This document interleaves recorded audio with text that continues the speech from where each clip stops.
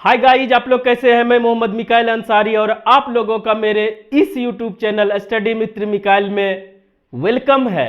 दोस्तों, हम लोगों ने शुरू किया है एनसीईआरटी क्लास 10th का मैथमेटिक्स को सॉल्व करना।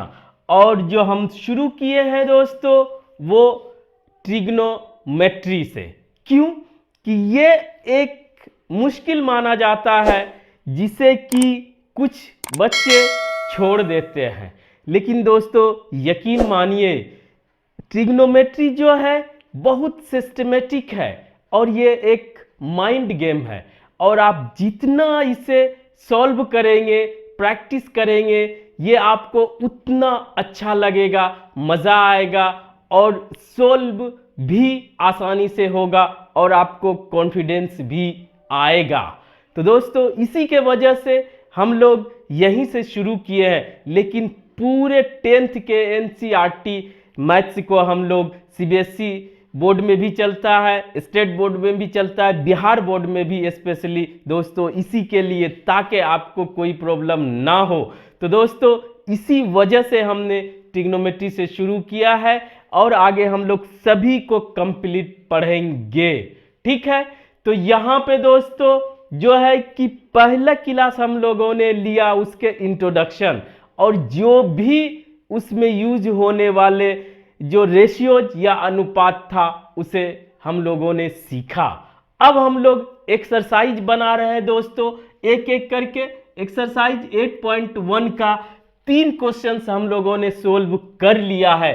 आज हमारा 4th क्वेश्चन है, जिसे कि हम लोग इंग्लिश में भी लिखते हैं और हिंदी में भी, ताकि इंग्लिश हो चाहे हिंदी हो, जिस भी मीडियम का स्टूडेंट्स हो, उसे अगर हिंदी समझ में आता है तो वो आसानी से इस कंसेप्ट को पकड़ेंगे और कुछ भी आपको किसी भी तरह का प्रॉब्लम रहेगा आप सॉल्व करेंगे। तो दोस्तों क्वेश्चन सब तो बहुत छोटा है, लेकिन हम लोग धीरे धीरे पढ़ेंगे और उस क्वेश्चन में जो भी कंसेप्ट यूज होगा उसे बार बार हम लोग रिपीट करेंगे, ताकि आपके दिमाग में बैठ जाए और किसी भी तरह का कोई भी ट्विस्ट हो और कभी भी किसी भी सिचुएशंस में हो, उसे आप आसानी से टैकल कर सकें। तो दोस्तों अगर इस चैनल पे नए हैं और इस वीडियो को पहली बार देख रहे हैं तो प्लीज़ इस वीडियो को लाइक के साथ साथ इस चैनल को भी सब्सक्राइब जरूर कर दे दोस्तों, इससे हमें मोटिवेशन मिलता है। तो दोस्तों आइए शुरू करते हैं। तो हमारा क्वेश्चन है, given 15 cot a equal to 8। ठीक है दोस्तों, find sine a and sec a. ठीक है, हिंदी में भी पहले पढ़ लेते हैं। यदि 15 cot a बराबर 8 के हो तो साइन ए और सेक ए का मान ज्ञात कीजिए। तो इसमें पहला आपको ध्यान ये देना है कि जो कह रहा है उसी के अकॉर्डिंग आगे बढ़ना है। और दोस्तों बहुत सा तरीका है, लेकिन इस चैप्टर तक में हम लोग सिर्फ अनुपात रेशियोज पढ़े हैं, तो उसी के अकॉर्डिंग इसे बनाएंगे, सॉल्व करेंगे।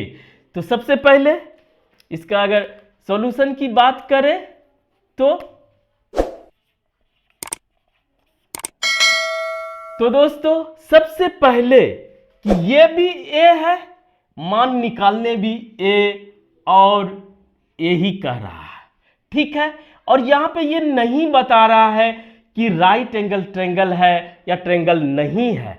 ठीक है, तो ये, लेकिन दोस्तों ये मान लीजिए, ये अपने दिमाग दिल में बैठा लीजिए कि ये जो डिराइव किया गया है, ये जो मान रखा गया है रेशियोज का, साइन, कॉस, टेन, कोसेक, सेक और कॉट, वो राइट एंगल ट्रायंगल में ही निकाला गया है। उसी के अनुपात या रेशियोज को एक नाम दिया गया है। क्लियर? तो वो हर हाल में क्या होगा, राइट एंगल ट्रायंगल का ही बात कर रहा है, पहला।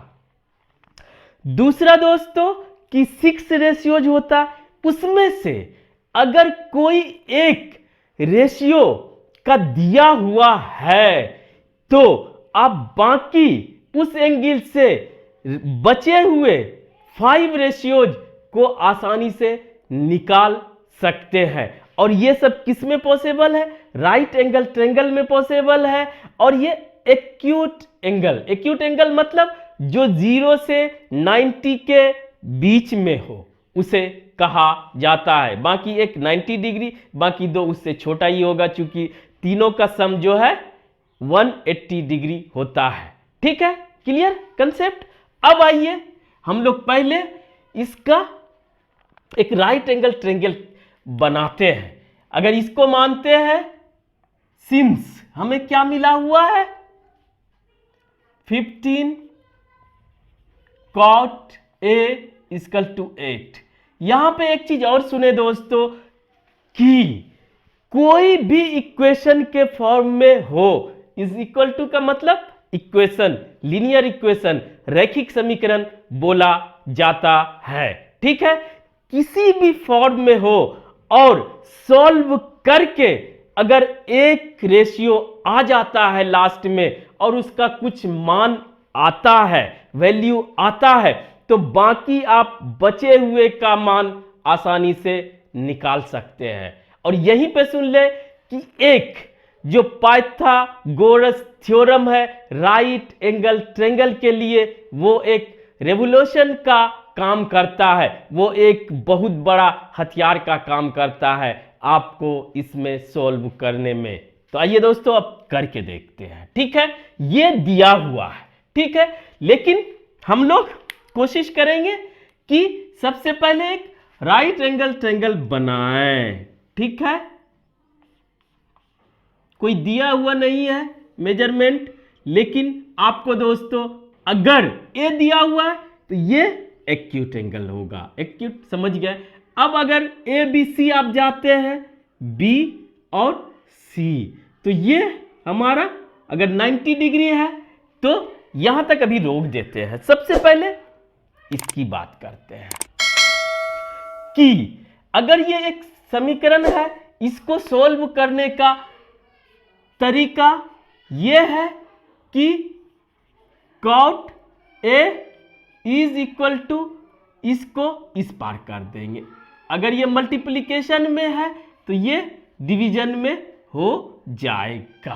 क्लियर? ये छोटा है, ये समीकरण इक्वेशन कॉम्प्लिकेटेड भी आ सकता है और आता है। यही तो एक पजल है दोस्तों, माइंड गेम है। इसी को तो सॉल्व करना है और आपको एंजॉय करना है और सीखना समझना है और अपने माइंड को बढ़ाना है।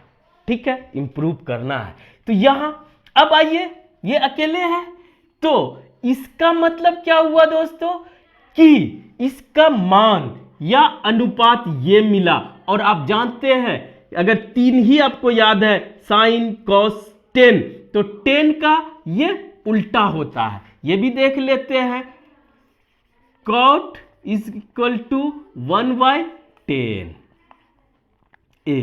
तो 10 का आप जानते हैं, ये सॉल्व ही कर लेते हैं, p/b। तो ये क्या होगा दोस्तों, इतना नहीं जाते हैं तो b/p, ये सब आप करते होंगे। तो इसका क्या हो गया, b/p, b/p। क्लियर?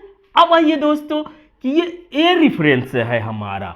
अगर ए से बात करते हैं तो इसका मतलब कि हम लोग इस एंगल की बात कर रहे हैं और आप यहां से सोच रहे हैं रेफरेंस पॉइंट आपका ये है, तो इससे सटा हुआ जो भी हमारा, चाहे भुजा बोलिए चाहे हमारा साइड बोलिए, उसे बेस बोलते हैं, आधार बोलते हैं, और इसे बी से हम लोग डिनोट करते हैं। ठीक है, अब इसके सामने जो हमारा भुजा पड़ता है उसे हम लोग लंब या परपेंडिकुलर बोलते हैं और इसे P से डिनोट करते हैं। ठीक है दोस्तों, तो यहां पर हमारा इसे डायरेक्ट ले लें कि B इक्वल टू 8, ये निकला, और P इक्वल टू 15।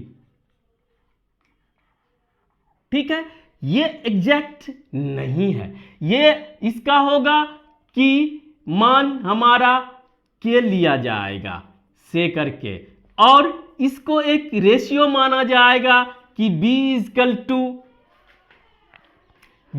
टू हमारा 8K और P इजकल टू 15K।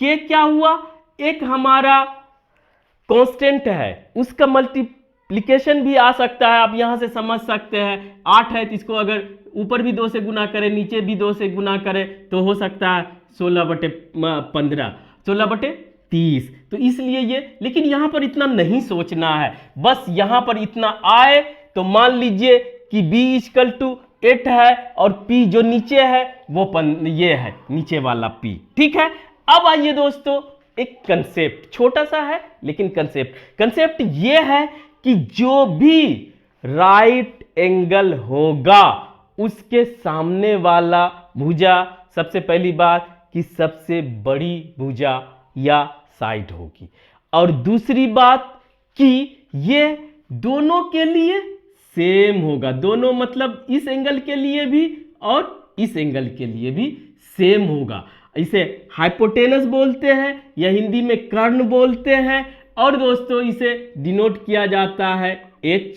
से। अब आइए 2 का मान है, तीसरा का मान के लिए जो हर बार आपको बोलते हैं कि एक पाइथागोरस थ्योरम, जो कि इसके लिए बहुत बड़ा हथियार है, उसके बाद ही तो रेवोल्यूशन आया। तो वहां पर दोस्तों आप अप्लाई करें, अप्लाइंग क्या, पाइथागोरस थ्योरम। ठीक है दोस्तों, पाइथागोरस थ्योरम क्या कहता है कि एक तीनों का रिलेशन, ये आप जानते हैं कि सबसे बड़ी भुजा होती है और ये दोनों का सम इसके बराबर होता है, किसमें, स्क्वायर में। अगर स्क्वायर की बात करें तो हाइपोटेनस का स्क्वायर लेंथ का दोस्तों इज इक्वल टू P का स्क्वायर बराबर B का स्क्वायर। क्लियर। अब आइए यहां पर इसी का मान निकालना है तो कुछ करना नहीं है। P का मान बैठा है 15 स्क्वायर प्लस B का मान बैठा है 8 का स्क्वायर, और ये दोनों आप अपने से करें दोस्तों, पहले भी किए होंगे। 15 का होता है 225 और दोस्तों 8 का होता है 64, और दोनों का सम होता है 9, 8 और 289। ये सब आप अपने से प्रैक्टिस कर ले, मल्टीप्लिकेशन, डिवीजन, सम सब्ट्रैक्शन जो भी हो दोस्तों।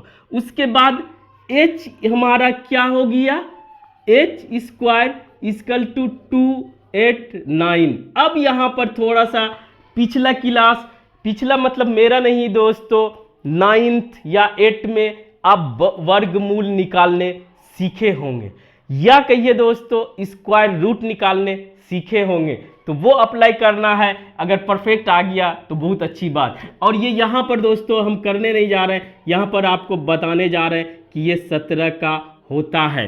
तो इस तरह से आप लिख सकते हैं कि H अगर दोनों तरफ स्क्वायर रूट है, हटाते हैं लेंथ है तो सिर्फ पॉजिटिव लेंगे।